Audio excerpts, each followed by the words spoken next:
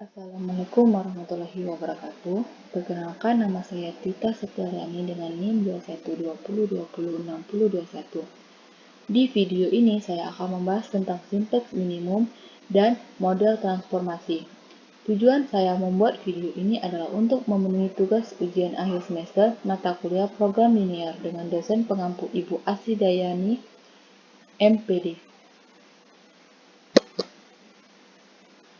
Di sini ada 3 materi yang akan saya bahas. Yang pertama itu sintaks minimum, yang kedua itu model transformasi dengan metode Northwest Corner atau NWC, yang ketiga yaitu model transformasi dengan metode Vogel Approximation Method atau FAM. Baiklah, langsung saja yang pertama yaitu sintaks minimum. Jadi di sini ada 3 ketentuan fungsi kendala dalam metode sintaks minimum. Yang pertama yaitu jika semua fungsi kendala menggunakan pertidaksamaan kurang dari atau sama dengan, maka variabel basis awal semuanya adalah stack variabel. Dan menyelesaikan solusi optimal untuk kasus seperti ini biasanya digunakan metode sintaks biasa. Yang kedua, jika fungsi kendala menggunakan pertidaksamaan kurang dari atau sama dengan dan lebih dari atau sama dengan, serta ada fungsi kendala yang berupa persamaan, maka variabel basis awal adalah stack variabel dan variabel buatan atau artificial variable. Penyelesaian solusi optimal untuk kasus seperti ini dilakukan dengan memilih antara metode big N atau dual fast. Yang ketiga, jika fungsi kendala menggunakan pertidaksamaan kurang dari atau sama dengan dan lebih dari atau sama dengan saja, maka variabel basis awal adalah slash variabel saja. Dengan mengubah tanda pertidaksamaan lebih dari atau sama dengan menjadi tanda kurang dari atau sama dengan cara mengalihkan dengan -1. Penyelesaian solusi optimal untuk kasus seperti ini dilakukan dengan menggunakan metode dual syntax. Baiklah, di sini saya ada contoh soal sintaks minimum, yaitu minimumkan Z sama dengan 4x1 ditambah x2 dengan kendala x1 ditambah x2 lebih dari atau sama dengan 12, 4x1 ditambah 3x2 lebih dari atau sama dengan 6, x1, x2 lebih dari atau sama dengan 0. Karena pada fungsi kendala semua menggunakan tanda lebih dari atau sama dengan, maka menurut ketentuan tadi, tanda lebih dari atau sama dengan bisa kita ubah menjadi kurang dari atau sama dengan cara mengalihkan semua fungsi kendala ini dengan -1.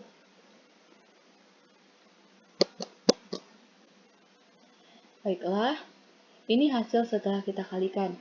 Nah, fungsi kendala di sini berganti menjadi min x1 dikurang x2 kurang dari atau sama dengan min 12, min 4x1, min 3x2 kurang dari atau sama dengan min 6. Dan untuk mencari hasil optimalnya, kita menggunakan metode dual syntax.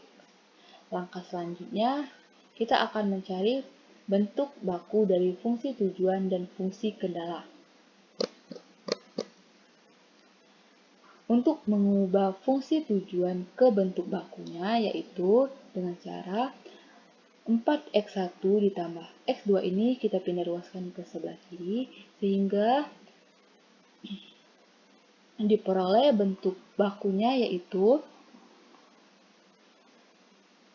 Z dikurang 4x1 dikurang x2 sama dengan 0. Sedangkan untuk mengubah fungsi kendala ke bentuk baku yaitu dengan cara melihat tanda pada fungsi kendala. Lihat tanda ini. Nah, pada fungsi kendala ini menggunakan tanda kurang dari atau sama dengan, sehingga untuk mengubah ke bentuk baku atau mengubah tanda kurang dari atau sama dengan menjadi persamaan, maka kita akan menambahkan slack variabel. Sehingga diperoleh untuk bentuk bakunya yaitu min x1 min x2 ditambah slack variabel atau kita tulis S1 sama dengan min 12.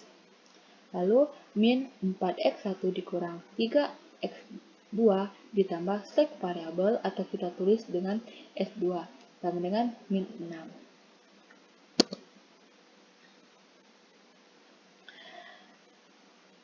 Langkah selanjutnya yaitu kita masukkan persamaan ini ke dalam tabel. Untuk baris Z itu adalah fungsi tujuan, sedangkan untuk baris S1 serta S2 itu adalah fungsi kendala. Selanjutnya kita akan menentukan baris kunci, kolom kunci, dan angka kunci. Karena di sini kita menggunakan metode dual simplex, maka terlebih dahulu kita akan menentukan baris kunci dengan cara melihat nilai kanan. Kita lihat nilai kanan dan ambil nilai negatif dengan angka terbesar. Di sini nilai negatif dengan angka terbesar yaitu min 12. Sehingga baris S1 menjadi baris kunci. Selanjutnya kita akan menentukan kolom kunci, yaitu dengan cara mencari rasio terlebih dahulu. Nah, rumus rasio yaitu baris Z dibagi dengan baris kunci, sehingga rasio yang kita peroleh yaitu 4, 1, 0, dan 0. Lalu kita ambil angka positif yang paling kecil, yaitu 1. Sehingga kolom X2 ini menjadi kolom kunci. Nah, lalu angka yang berada di antara kolom kunci dan baris kunci ini disebut dengan angka kunci. Jadi di sini angka kuncinya yaitu min 1.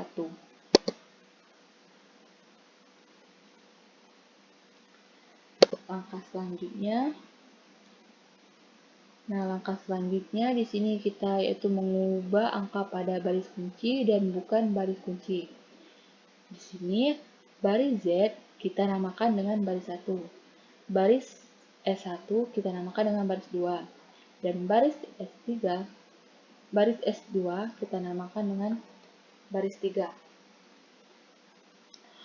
Untuk mengubah angka pada baris kunci, kita dapat menggunakan rumus baris kunci dibagi dengan angka kunci. Sedangkan untuk mengubah angka pada baris yang bukan baris kunci, kita bisa menggunakan OBE. Sehingga untuk mengubah angka pada baris 1, yaitu baris 1 dikurang baris 2. Dan untuk mengubah angka pada baris 3 yaitu baris 3 dikurang 3 dikali baris 2. Kita kalikan baris 2 dengan 3. Min 1 dikali 3 itu min 3. Min 1 dikali 3 itu min 3. 1 dikali 3 itu 3. 0 dikali 3 itu 0. Min 12 dikali 3 itu min 36. Sehingga diperoleh min 3, min 3, 3, 0, min 3, 6. Nah, tadi kan untuk mengubah baris Z, yaitu baris 1 dikurang dengan baris 2. Jadi, baris 1, min 4 dikurang dengan min 1 itu min 3. Min 1 dikurang dengan min 1 itu 0. 0 dikurang 1 itu min 1. 0 dikurang dengan 0 itu 0. 0 dikurang min 12 itu 12. Selanjutnya mengubah angka pada baris kunci, kita gunakan rumus tadi. Baris kunci dibagi dengan angka kunci.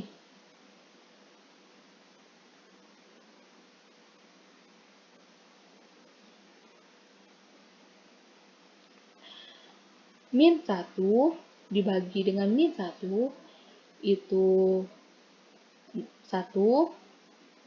Min 1 dibagi dengan min 1 itu 1, 1 dibagi dengan min 1 itu min 1, 0 dibagi dengan min 1 itu 0, min 12 dibagi dengan min 1 itu 12. Nah, kenapa di sini saya tulis X2? Karena angka kunci berada pada kolom X2. Selanjutnya itu kita mengubah angka pada baris S2.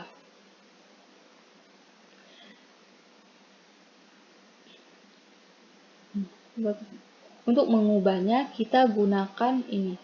Baris 3 dikurang 3 dikali baris 2. Ini tadi hasil yang sudah saya kalikan. Jadi baris 3-nya itu min 4 dikurang dengan min 3 hasilnya min 1. Min 3 dikurang dengan min 3 itu 0. 0 dikurang 3 itu min 3. 1 dikurang 0 itu 1 dikurang 0 itu 1. Min 6 dikurang min 36 itu 30.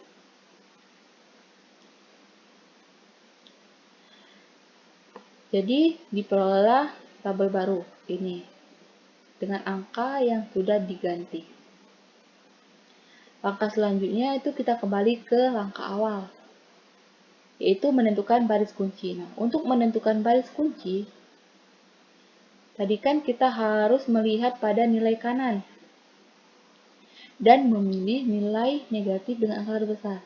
Nah, sedangkan nilai kanan di sini sudah tidak ada lagi tanda negatif, maka bisa kita anggap sudah optimal. Sehingga hasil akhir yang kita peroleh yaitu Z-nya sama dengan 12, X1-nya sama dengan 0, X2-nya sama dengan 12, S2 sama dengan 30. Baiklah, selanjutnya kita akan membahas tentang model transformasi dengan metode Northwest Corner atau NWC.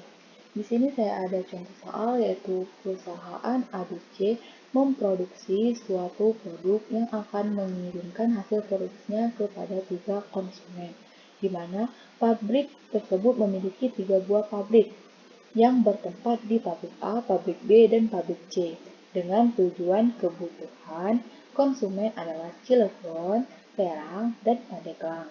Berikut ini merupakan masing-masing kapasitas pabrik secara berurutan sebesar 90, 60, dan 50. Sedangkan untuk memenuhi kebutuhan konsumen itu sebesar 50, 110, dan 40 secara berurutan. Berikut ini adalah biaya distribusi antar lokasinya, yaitu biaya distribusi dari pabrik A ke Cilegon 20, itu 20, ke Serang 5, ke Pandeglang itu 8. Biaya distribusi ke Cilegon itu 15, ke Serang 20, ke Pandeglang itu 10. Biaya distribusi pabrik C ke Cilegon itu 25, ke Serang 10, dan ke Pandeglang itu 19. Pertanyaannya itu, buatlah model transformasi dengan biaya kirim dengan metode NWC. Langsung saja kita jawab. Itu kita masukkan dulu soal tadi ke dalam tabel. Di sini ada permintaan dari konsumen. Terus di sini ada persediaan yang ada di pabrik. Lalu ini adalah biaya distribusinya tadi. Selanjutnya kita akan menentukan sebelah pojok sudut baris laut, yaitu di sini. Kita lihat baris dan kolomnya. Ada angka 90 dan 50. Nah, 50 lebih kecil dari 90, maka di sini akan kita tulis dengan 50. Bisa kita lihat pada tabel ini. Nah, kita tulis dengan 50. Karena di sini permintaannya itu ada 50 dan sudah terpenuhi 50, maka permintaan di sini sudah terselesaikan. Maka untuk di sini dan di sini itu kita silang. Selanjutnya untuk yang lihat barisnya itu 90. Pabrik A ini memiliki persediaan 90, telah disuplai ke Cilegon itu 50. Berarti tersisa tinggal 40. Nah, Untuk meletakkan 40 ini, kita harus melihat biaya distribusi ini. Kita pilih yang paling kecil, yaitu 5. Maka 40 ini akan kita letakkan di sini. Sehingga 50 ditambah 40 itu 90. Jadi persediaan di pabrik A itu telah habis, maka tidak bisa lagi mensuplai ke Pandeglang. Maka Pandeglang ini kita silang. Langkah selanjutnya yaitu kita menentukan lagi sebelah pojok sudut barat laut. Itu di sini. Lihat baris kolomnya, itu ada 60 dan 110. Nah, karena 60 ini lebih kecil dari 110, maka kita akan tulis dengan 60 di sini. Kita lihat pada tabel sini, kita tulis 60.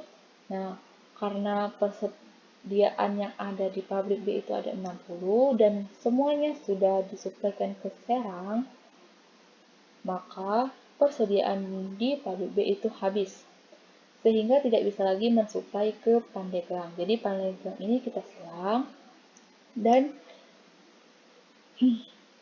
untuk yang ini kan permintaannya di sini ada 110. Nah, tadi sudah diisi 40 dan 60. 60 ditambah 40 itu 100. Berarti dari 110 permintaan telah dipenuhi 100. Jadi tinggal 10 permintaan lagi. Maka di sini kita tulis dengan angka 10. Selanjutnya yang terakhir ini kita lihat baris dan kolomnya, itu yang paling kecil itu 40, maka di sini kita akan tulis dengan angka 40.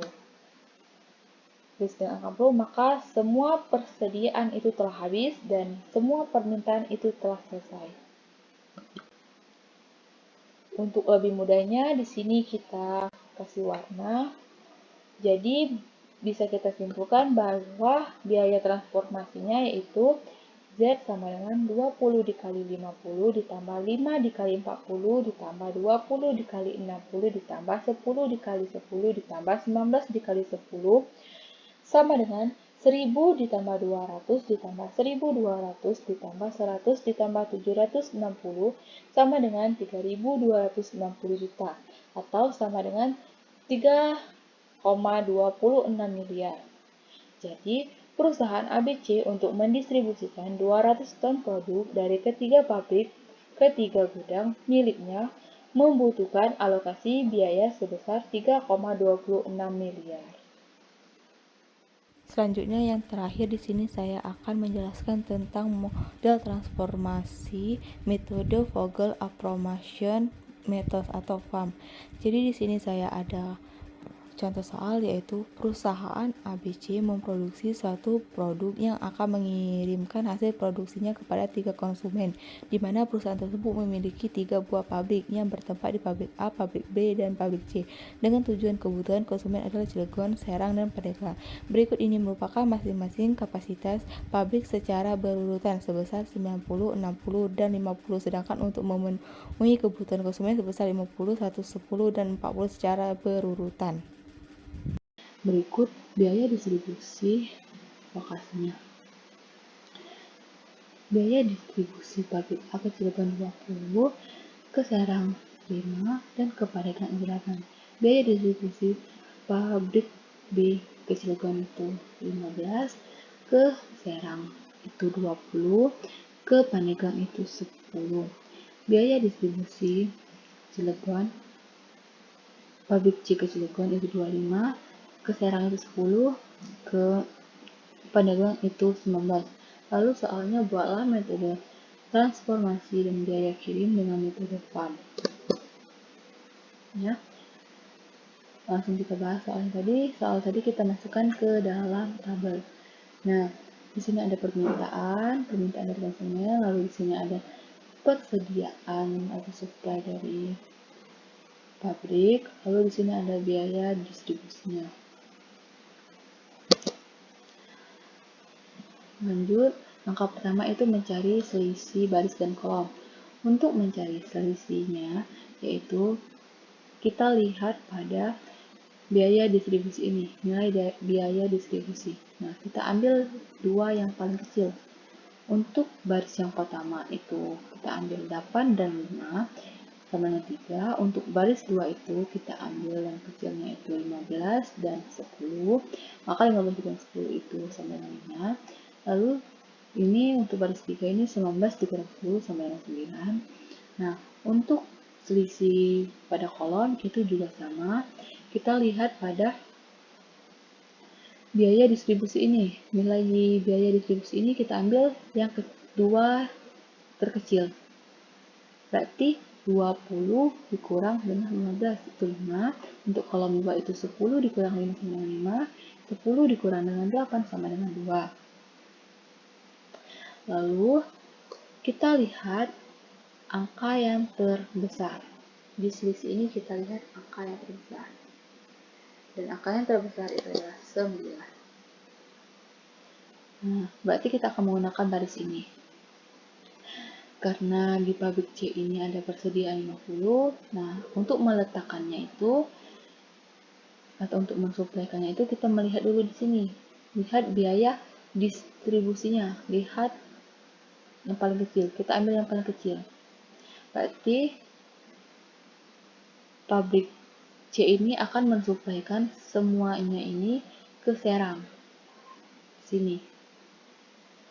Sehingga yang persediaan yang ada di pabrik C itu habis dan tidak bisa lagi mensuplai ke Pandeglang dan ke Cilegon, sehingga Cilegon itu kita silang dan Pandeglang juga kita silang.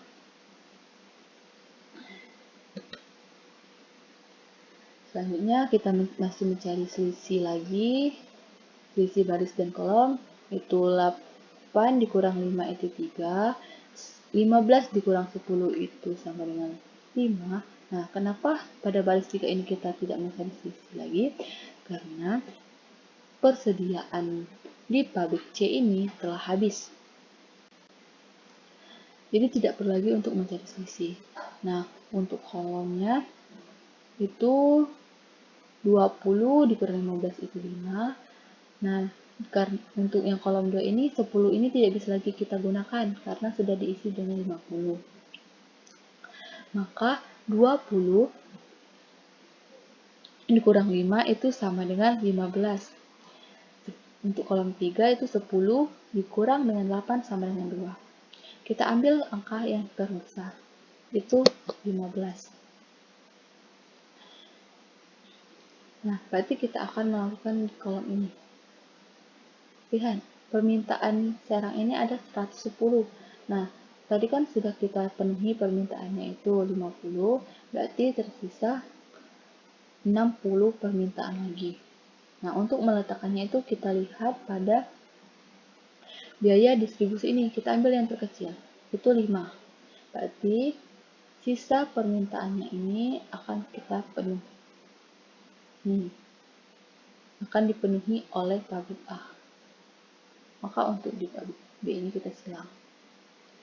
Sehingga 60 ditambah 50 itu 110. Maka permintaannya ini terpenuhi semua.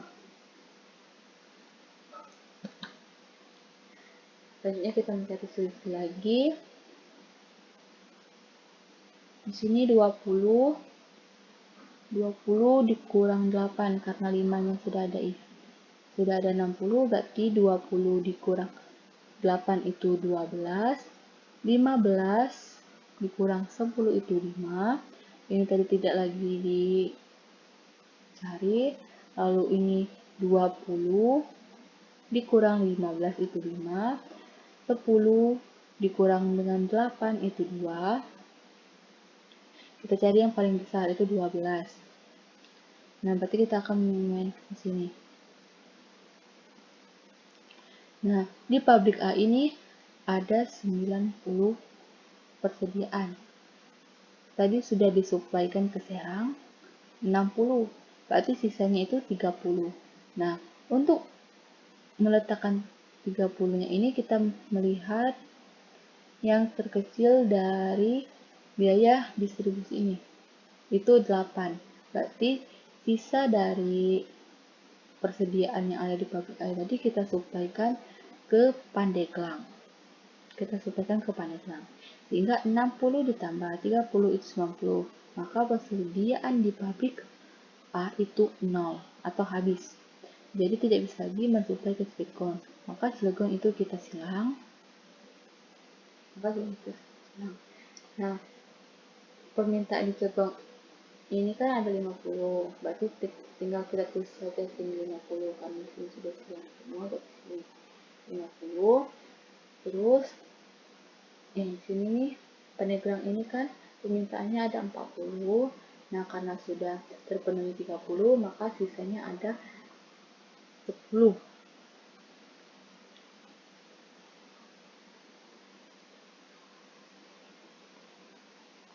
Ada 10, maka kita tulislah 10 di sini. Maka permintaan ini jadi 0. Terpenuhi semua, dan persediaan di sini juga jadi 0. Habis. Jadi untuk mempermudahnya kita kasih warna. Jadi dapat kita tunjukkan bahwa biaya transformasinya yaitu Z sama dengan 15 dikali 50 ditambah 5 dikali 60 ditambah 10 dikali 50 ditambah 10 dikali 10 ditambah 8 dikali 30 sama dengan 750 ditambah 300 ditambah 500 ditambah 100 ditambah 240 itu sama dengan 1890.